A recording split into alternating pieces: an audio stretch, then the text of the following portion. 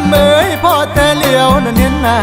สายหมอลำอยากถามข่าวถามถึงสาวพี่น้องหน่อยหน้าแต่นุ่งสียังคอยสุขกันสำลายเพิ่งบุญผู้โทษเจ้าบุญหัวหลายที่มาพ่อบุญพ่อที่มาจวบน้องในปานมาจวบนางในห้องมาจวบสาวนั่นพี่น้องเข้านี่บ่อยากมีน้องเอ้ย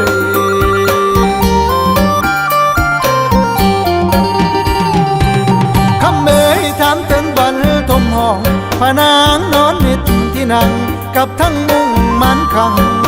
พายเอ็มกอมเสบียงพร้อมทั้งเตียงนอนตั้งมอนซ้อนส้นเสือยังคอยกอมฝันคนหน่อยเขาบ่นอนอยู่บ่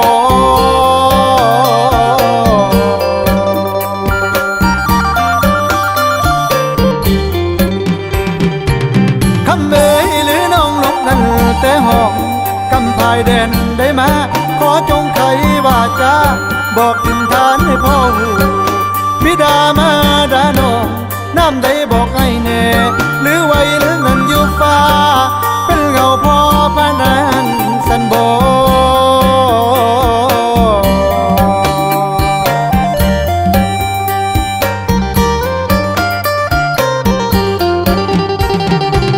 คำเอ๋ยทำเข้าต้นดอกไม้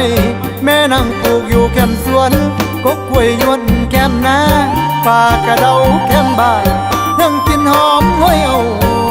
จุ่มกีบานแบงแมงผู้บินสดแซวส้มเล่นกินละอองอยู่บ่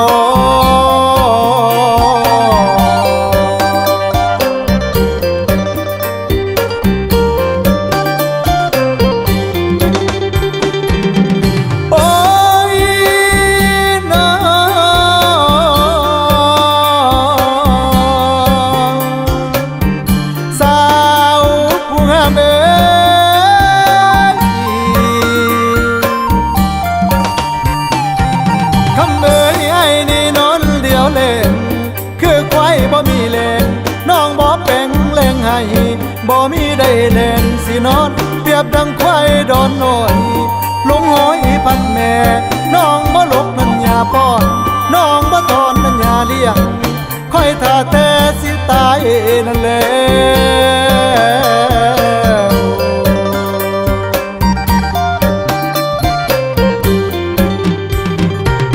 คำเอ๋ยให้นี่คอยหาน้องคือนกเจ้านั้นคอยป้าคือนกตานั้นคอยปวกคือดังหวกนั้นอยู่หน้าคอยท่าแต่หาฝนน้องเอ้ย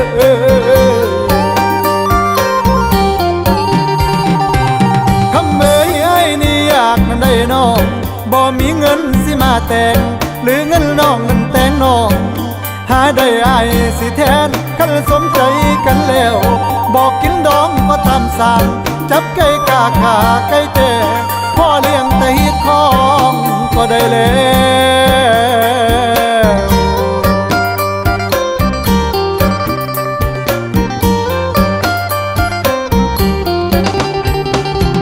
โอ้น้อพ่อแต่มาโนถึงมี